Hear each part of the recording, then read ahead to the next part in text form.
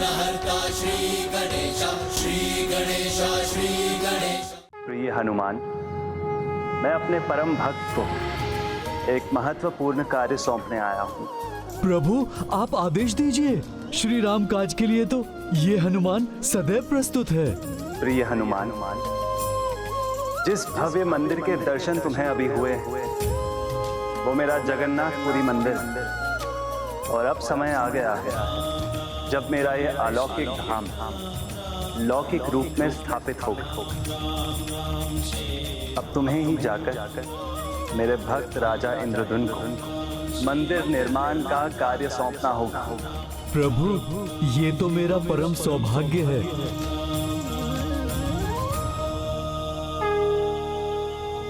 ओम नमो भगवते वासुदेवाय। अद्भुत है ये दृश्य, अद्भुत है स्वामी की भक्ति। ओम नमो भगवते वासुदेवाय।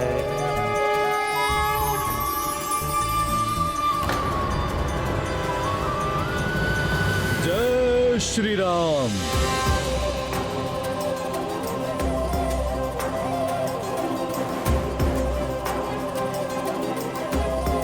जय श्री राम। प्रणाम श्री राम भक्त हनुमान। कल्याण हो राजन, किंतु आपको जय प्रभु श्री राम के साथ जय प्रभु जगन्नाथ भी कहना चाहिए। आपकी तपस्या पूर्ण हुई।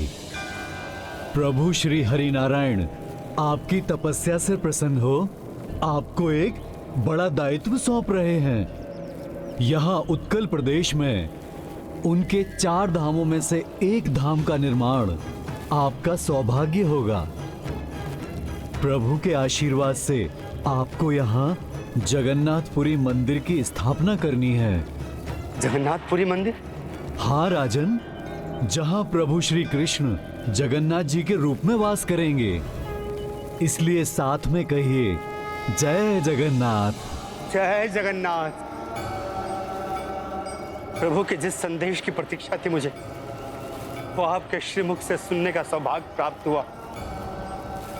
उन्होंने मुझे इतना बड़ा दायित्व सौंपकर मुझे धन्य कर दी।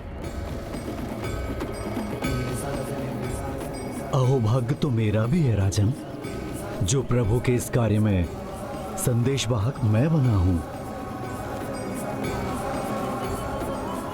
हे प्रभु, हे श्री राम भक्त हनुमान, ये तो मुझे ज्ञात ही नहीं श्री जगन्नाथ जी का भव्य मंदिर का स्वरूप कैसा होगा, और उससे भी अधिक प्रभु जगन्नाथ जी की प्रतिमा कैसी होगी, ये मुझे कैसे ज्ञात होगा। प्रभु, आप चिंता क्यों करते हैं राजन?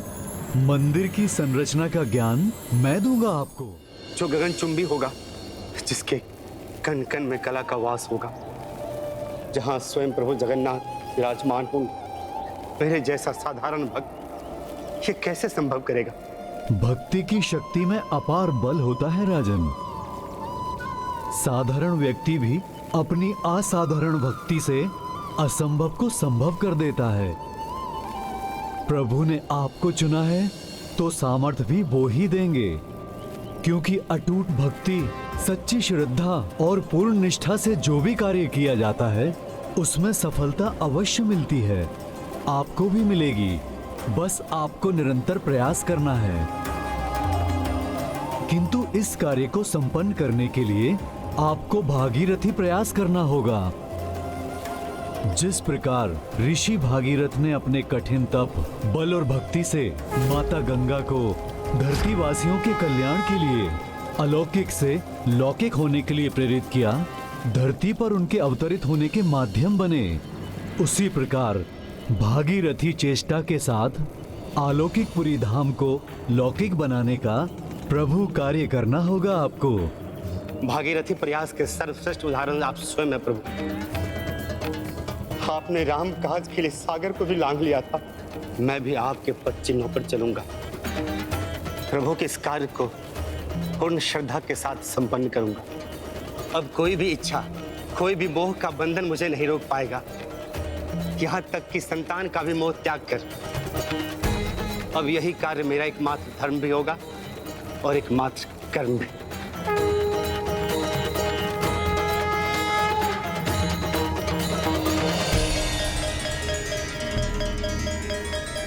प्रभु का चुनाव कभी भी अनुचित नहीं हो सकता। आपकी भक्ति अद्भुत है राजन। इस कार्य में मैं भी आपका साथ दूंगा।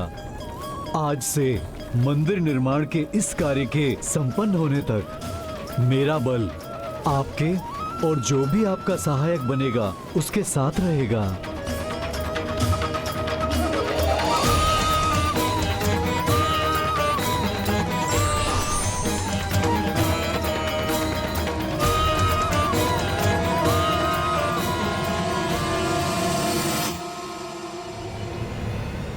स्वामी भैया स्वामी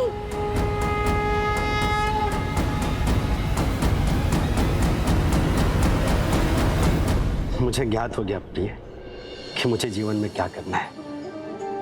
मेरे जीवन का उद्देश्य क्या है। क्या वो क्या है स्वामी? तो क्या उसका संबंध आपके स्वप्न से है भैया? अनुज विद्यापति, नील माधव को स्वप्न में देखने से मेरे लक्ष्य का क्या संबंध है, ये तो मुझे अभी भी ज्ञात नहीं। किंतु मुझे जीवन में क्या करना है, स्वयं श्री राम भक्त हनुमान जी ने प्रकट होकर मुझे बताया।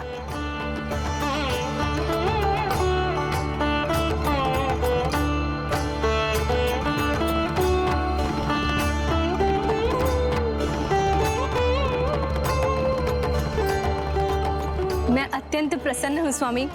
अंततः आपको ज्ञात हो गया आपके जीवन का उद्देश्य जगन्नाथ जी के भव्य मंदिर का निर्माण है।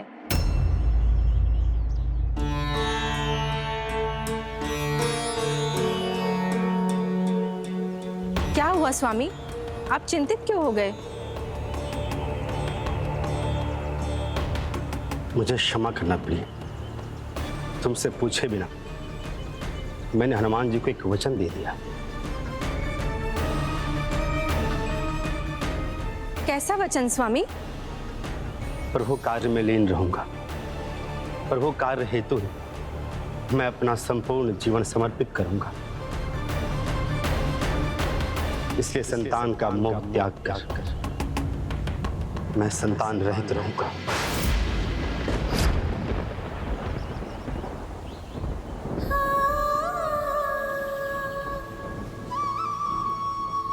मातृत्व सुख का सौभाग्य ईश्वर ने केवल नारी को दिया है।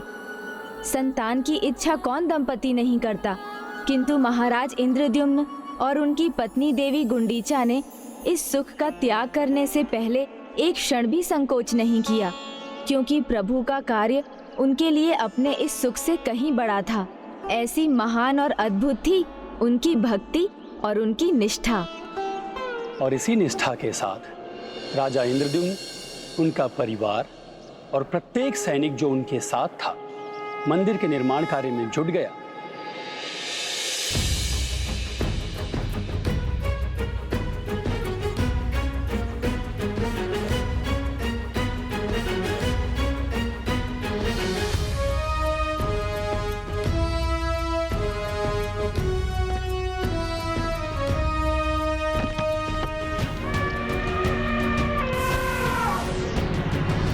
जब कोई प्रभु का काज करता है तो उसे अनेक परीक्षाओं का सामना करना पड़ता है, परंतु राजा इंद्रद्युम्न इन परीक्षाओं से कभी विचलित नहीं हुए।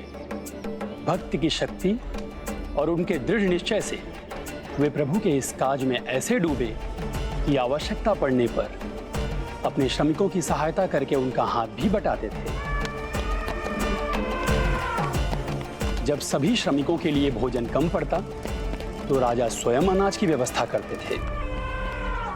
कठिनाई कोई भी हो, किंतु राजा यथाशीघ्र ही उसे सुलझा लेते थे। किंतु कभी कभी प्राकृतिक आपदाओं के कारण बड़ी बड़ी बाधाएं भी उत्पन्न हो जाती थी।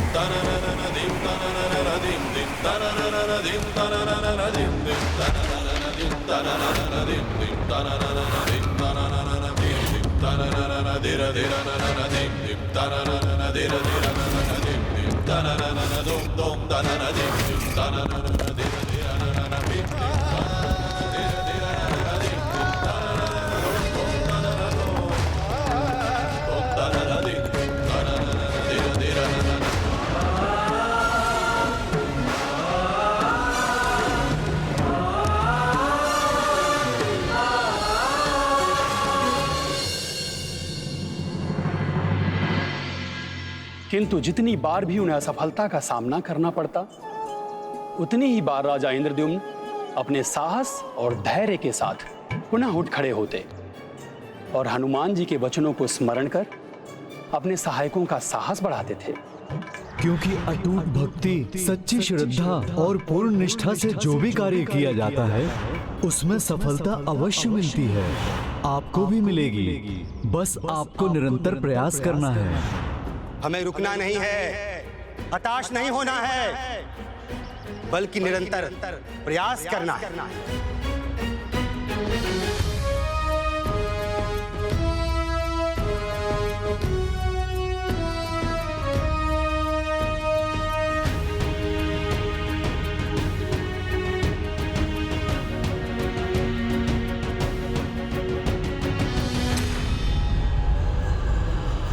जय जगन्नाथ, जय जगन्नाथ, जय जगन्नाथ, जय जगन्नाथ, जय जगन्नाथ, जय जगन्नाथ, जय जगन्नाथ।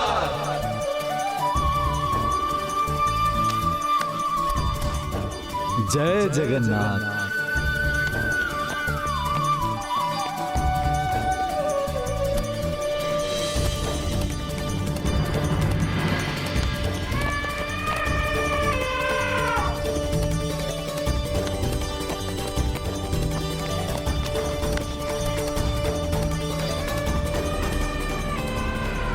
अर्थात एक बार कार्य आरंभ हुआ तो राजा थमे नहीं, न कार्य थमने दिया। मंदिर का निर्माण तो वर्षों तक चलता रहा और राजा इंद्रद्युम्न ने जगन्नाथ जी के मंदिर का ही निर्माण नहीं करवाया, बल्कि जहां पर उन्हें हनुमान जी के दर्शन हुए थे वहां पर भी उन्होंने श्री राम भक्त हनुमान जी के मंदिर के निर्माण का कार्य भी करवाया।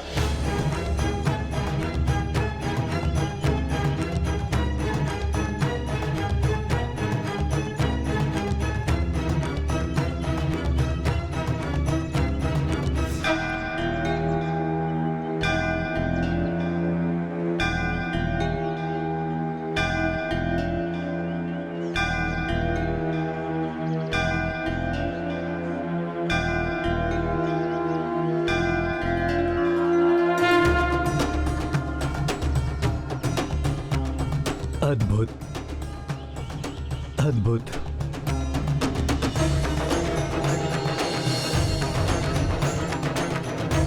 जय जगन्नाथ, जय जगन्नाथ, जय जगन्नाथ, जय जगन्नाथ, जय जगन्नाथ, जय जगन्नाथ।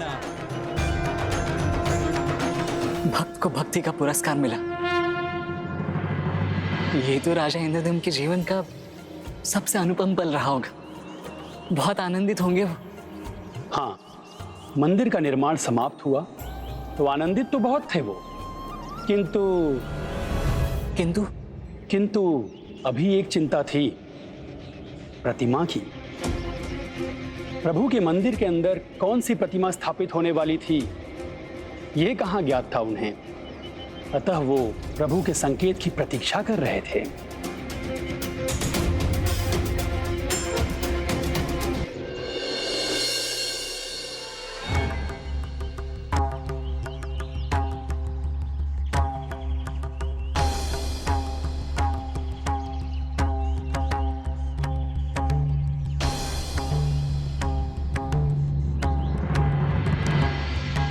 और फिर एक दिन आया जब उनका धैर्य टूट गया और उन्होंने निर्णय लिया कि आज प्रभु से अपना उत्तर पाकर ही रहेंगे।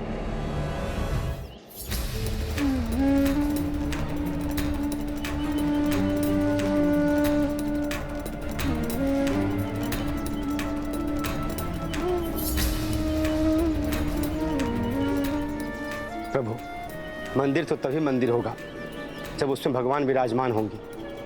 अन्यथा वो भवन मात्र ही है।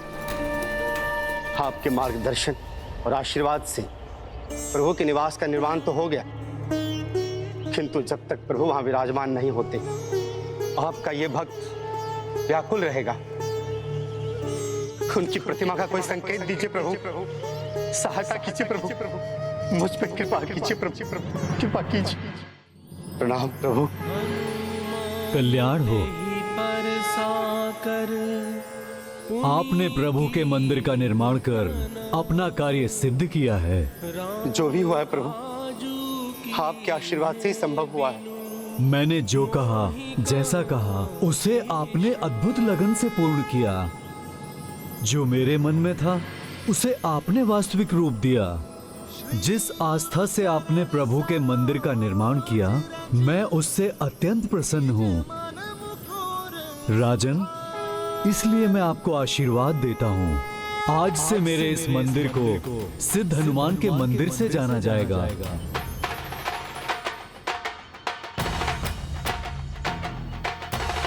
जो भी भक्त आपके द्वारा बनाए गए इस मंदिर में आकर सच्चे मन से सुंदरकांड का पाठ पढ़ेंगे, उसके सभी कार्य अवश्य ही सिद्ध होंगे।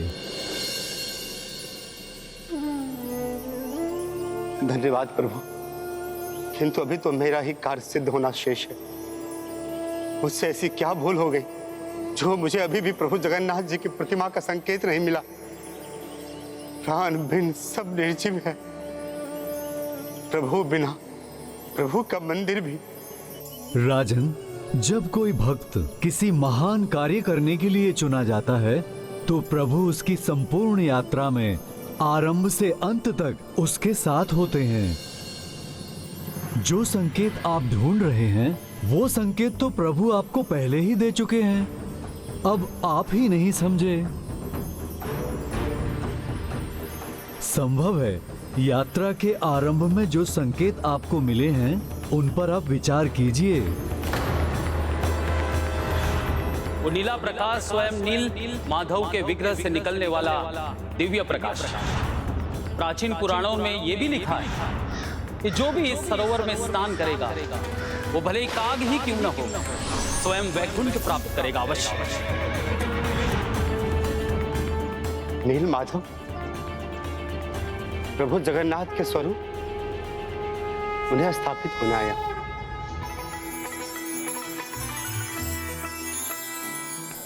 प्रभु, जिस प्रकार प्रभु हनुमान जी ने मंदिर निर्माण में राजा का मार्गदर्शन किया, क्या उसी प्रकार प्रभु प्रतिमा प्रकट करने हेतु भी उन्होंने दिशा दिखाई?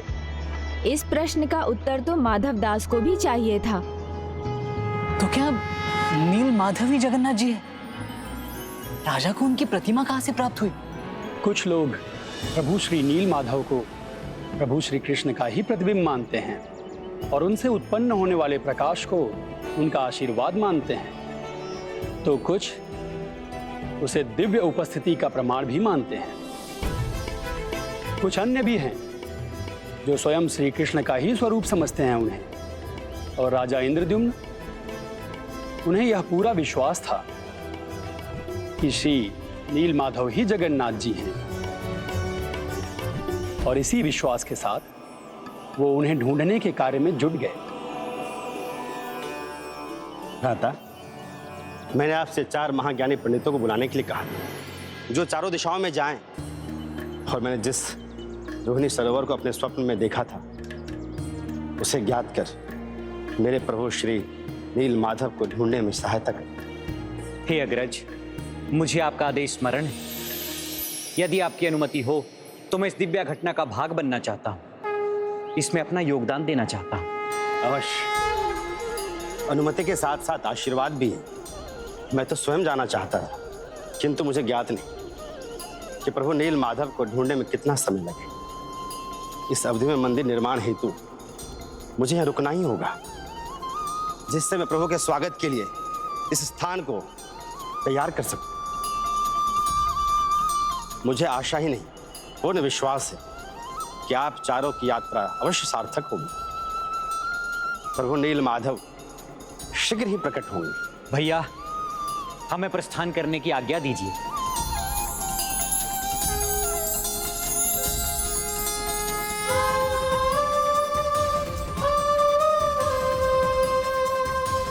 ये पुष्प मेरे प्रभु श्री हरिनारायण के चरणों के प्रसाद के समान समान।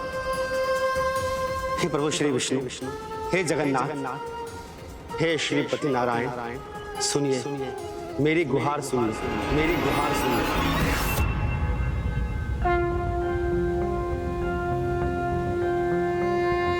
सर्वे भवन्तु सुखिनः, सर्वे सन्तु निरामया, सर्वे भद्राणि पश्यन्तु मा कश्चित्। कृपा कीजिए, इन्हें नील माधव स्वरूप को ढूंढने की दिशा दिखाई, ताकि आपके आगमन से आपका पूरी धाम पूर्णता प्राप्त कर सके।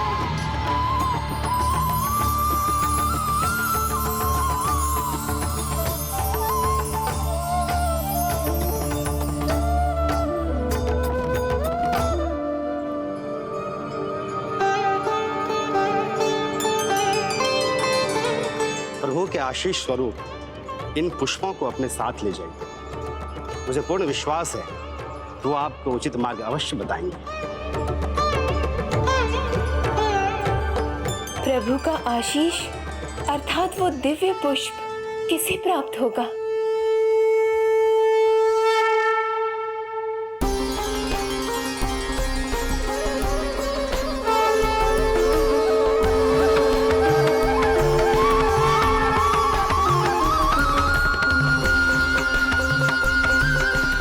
आज्ञा दे महाराज।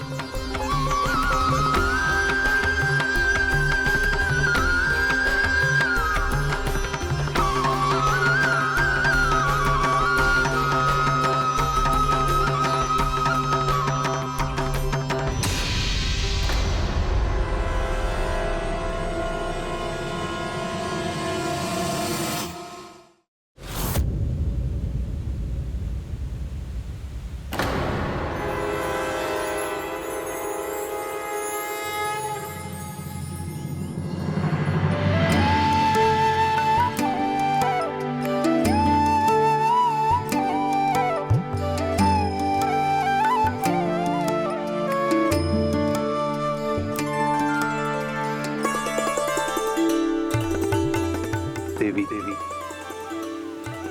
इस यात्रा के आरंभ से ही विद्यापति ने अपने भ्राता इंद्रद्युम्न का साथ दिया। इस धर्म कार्य में उसने अपना कर्तव्य निभाने के साथ मेरा महान भक्त होने का, धर्म में अपनी आस्था का परिचय दिया। इसीलिए वो मेरी कृपा का पात्र है। इसलिए यदि वो धर्म के इस पथ पर इसी प्रकार अग्रसर रहा तो वही मेरे नील माधव विग्रह को ढूंढने का सौभाग्य प्राप्त करेगा।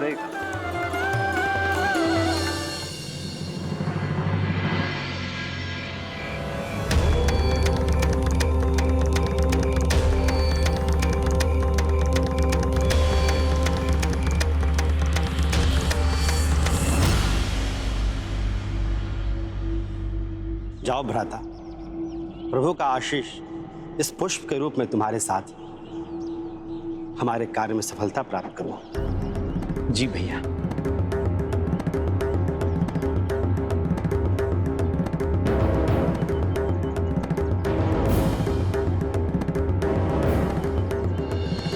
इस प्रकार राजा इंद्रद्युम्न ने उन चारों को चारों दिशाओं में विदा किया, किंतु जहां अन्य तीनों का ध्यान मात्र अपने कार्य पर, अपने लक्ष्य पर ही केंद्रित था, वहीं विद्यापति प्रभु भक्ति और उन पर अटूट विश्वास से प्रेरित होकर आगे बढ़ रहा था और धीरे धीरे उसके विश्वास का परिणाम भी उसे दिखाई देने लगा।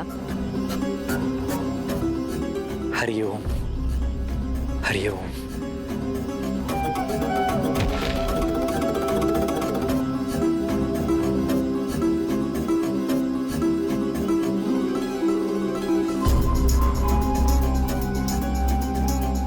अरे वाह, यात्रा के आरंभ में ही प्रभु ने प्रसाद दे दिया, अर्थात मैं उचित दिशा में बढ़ रहा हूं। ओम श्री हरि नारायण। जय जगन्नाथ। हरिओम, हरिओम।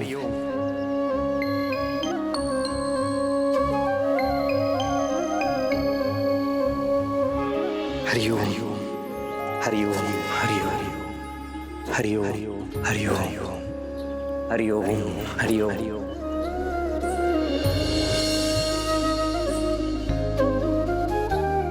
हरि ओम हरि ओम हरि ओम हरि ओम। अब यहां से किस दिशा में जाऊं मैं?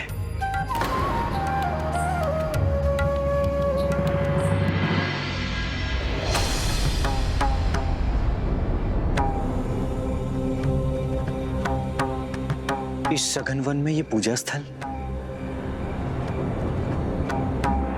अच्छा, अवश्य ये मेरे लिए दिशा निर्देश है।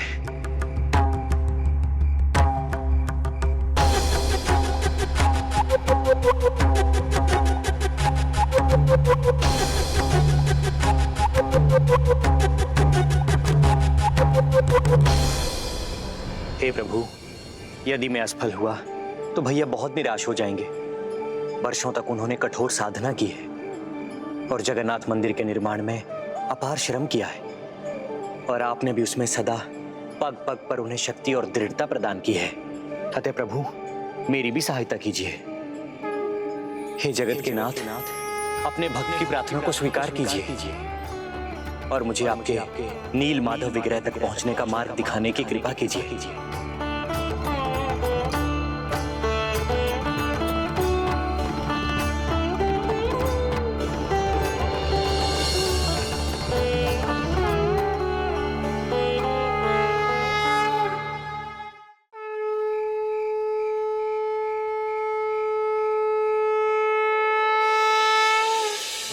शंख ध्वनि किस दिशा से आ रही है? यह शंख ध्वनि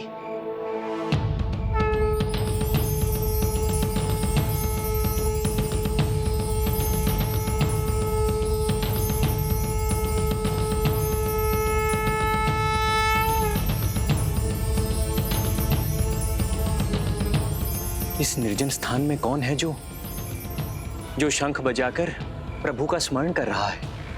किस दिशा में जाकर ढूंढूं मैं उसे?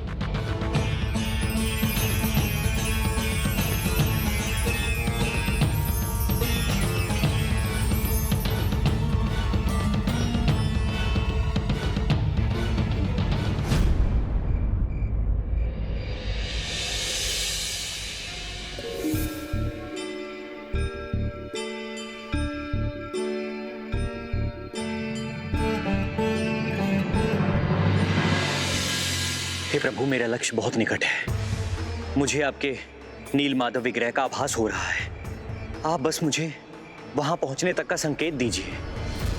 प्रभु, हे नील माधव, आपकी कृपा दृष्टि मुझ पर और मेरे कबीले पर सदा बनी रही है। आपके आशीष के कवच ने ढाल बनकर सदा हमारी सुरक्षा की है। आप कभी मुझसे मुख मत फेरिएगा। सदा इसी प्रकार हमें अपनी कृपा की छांव में रखिएगा। आशीष दीजिए नील माधव। जिस प्रकार मैं आपके श्री विग्रह की सेवा गुप्त स्थान पर करता आ रहा हूं, ठीक वैसे ही करता रहूं। हमारे शांत सौम्य वातावरण को भेद कर कोई यहाँ ना आ सके। आपकी महिमा का गुणगान करने का सौभाग्य हमें इसी प्रकार मिलता रहे। प्रभु, अब अपनी इस दुविधा का समाधान कैसे करेंगे आप? एक और भक्त विश्ववसु है जो वर्षों से आपकी पूजा कर रहा है और आपके नील माधव विग्रह को गुप्त रखना चाहता है। दूसरी ओर भक्त विद्यापति है जो आपको जगन्नाथ मंदिर में स्थापित करने का इच्छुक है, और दोनों ही आपसे गुहार लगा रहे हैं प्रभु।